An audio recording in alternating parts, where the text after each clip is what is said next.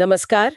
आज हम इंदु सुंदरेशन के ऐतिहासिक उपन्यास 20वीं पत्नी एक मुगल गाथा पर एक गहन पड़ताल करने वाले हैं। जी नमस्कार। हाँ, ये किताब काफी चर्चित रही है। बिल्कुल। तो हमारे पास है उपन्यास के कुछ अंश, सारांश और अलग-अलग समीक्षाएं भी हैं। हाँ, कई तरह की प्रतिक्रियाएं हैं इस पे।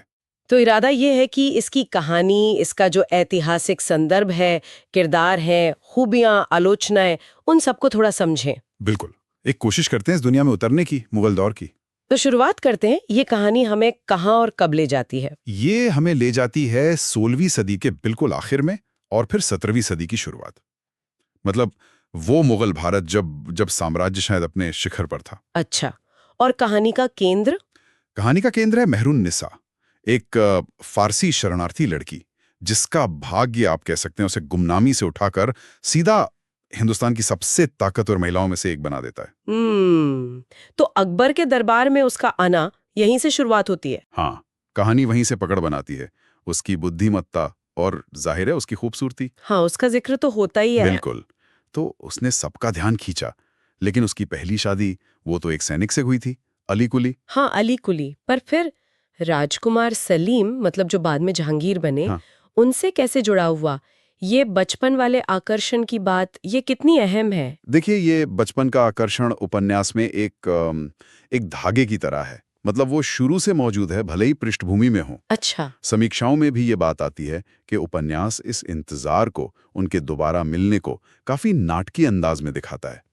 अली कुली की मौत के बाद ही वो मिल पाते हैं, शादी होती है और वो जहांगीर की 20वीं पत्नी बनती हैं। बाद में नूरजहां।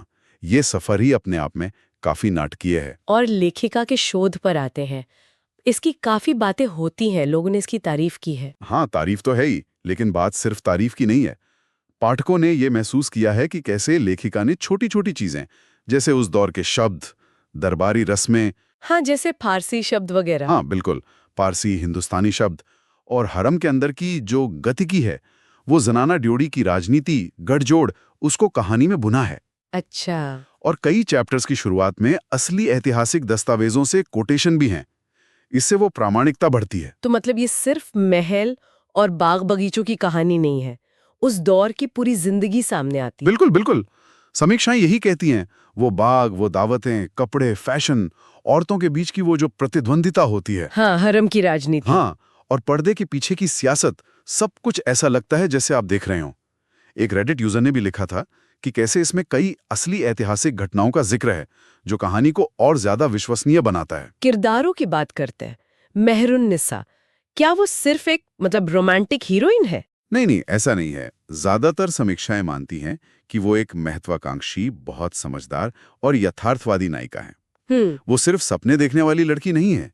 वो एक ऐसी महिला है जो अपने लक्ष्य जानती है और उसके लिए सोच समझकर कदम उठाती है। हाँ, उसमें इंसानी कमियां भी दिखाई गई हैं। अच्छा। उसका वो पूरा सफर, एक शरणार्थी बच्ची से एक राजनीतिक रूप से इतनी चतुर महारानी बनना, वो बहुत प्रेरणा देता है। और जहांगीर का किरदार, वो कैसे विकसित होता है? मैंने सुना है कुछ लोगों को रोमांस थोड़ा धीमा लगा। हाँ, जहांगीर का किरदार शुरू में शायद थोड़ा भोगविलासी, आराम पसंद राजकुमार जैसा है, दूसरों से आसानी से प्रभावित होने वाला।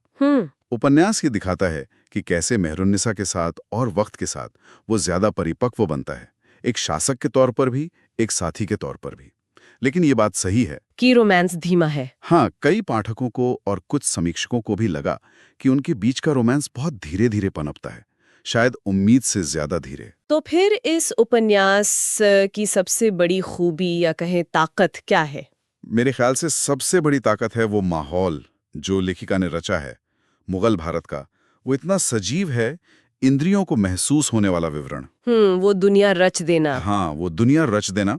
और साथ ही मेहरुन्निसा का किरदार, एक ऐसी महिला की कहानी जो मुश्किल हालात से निकलकर सत्ता के शिखर तक पहुंचती है, ये अपने आप में बहुत शक्तिशाली है। ये सिर्फ रोमांस नहीं है, ये राजनीति, शक्ति और उस दौर में महिलाओं की स्थिति पर भी एक तरह की टिप्पणी है। लेकिन जाहिर है कुछ आलोचनाएं भी होंगी। हाँ हाँ बिल्कुल, आलोचनाएं भी हैं। एक बात जो कुछ लोग कहते हैं वो ये कि मुख्य किरदारों में, खासकर जहांगीर और मेहरुन्निसा में, कभी-कभी वो मनोवैज्ञानिक गहराई, मतलब अंदरूनी कश्मकश। हाँ, वो जटिलता, वो परतें शायद उतनी नहीं खुलती। और जैसा हमने कहा, रोमांस की धीमी रफ्तार एक मुद्दा रहा है कुछ लोगों के लिए। अच्छा। और कभी-कभी ये भी लगता है कि कहानी शायद हकीकत से ज्यादा रोमानी हो गई है। उस युग की जो कठोर सच्चाइयां थी, उनको शायद थोड़ा नरम करके दिखाया गया है। फिर भी अगर कुल मिलाकर देखें तो प्रतिक्रिया तो ज्यादातर अच्छी ही लगती हैं।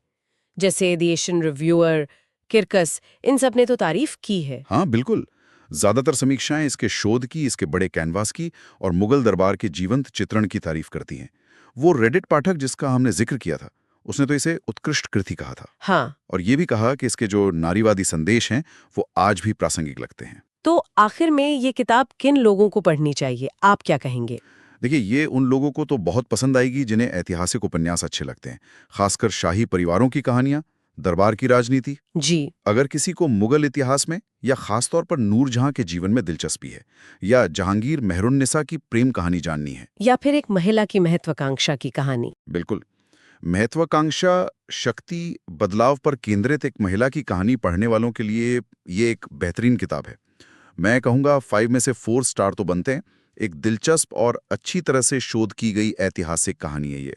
और अगर किसी को ये कहानी पसंद आए और वो आगे पढ़ना चाहे। हाँ, इसका सीक्वल भी है। इंदु सुंदरेशन ने कहानी को आगे बढ़ाया है द फीस्ट ऑफ रोजेज में और फिर शैडो प्रिंसेस में, तो कहानी जारी रहती है। तो कुल मिलाकर कह सकते हैं कि 20वीं पत्नी इतिहास, रोमांस, महत्वाकांक्षा का एक दिलचस्प पैकेज है। एक ऐसी ताकतवर मुगल महिला के जीवन पर रोशनी डालती है, भले ही कुछ पहलुओं पर, जैसा आपने कहा, बहस की गुंजाइश हो। हाँ, और यहीं से एक सवाल भी मन में आता है सोचने के लिए। जब कोई लेखक इतिहास को आधार बनाकर फिक्शन लिखता है, तो मनोरंजन और ऐतिहासिक सच्चाई के बीच वो संतुलन कहाँ होता है? ये एक बड़ा सवाल है। और क्या इस तरह के चित्रण जो इतने लोकप्रिय हो जाते हैं, वो वाकई उस दौर की शक्तिशाली महिलाओं की असली जटिलताओं और उनके अनुभवों को पूरी तरह से पकड़ पाते हैं? ये सोचने वाली बात है।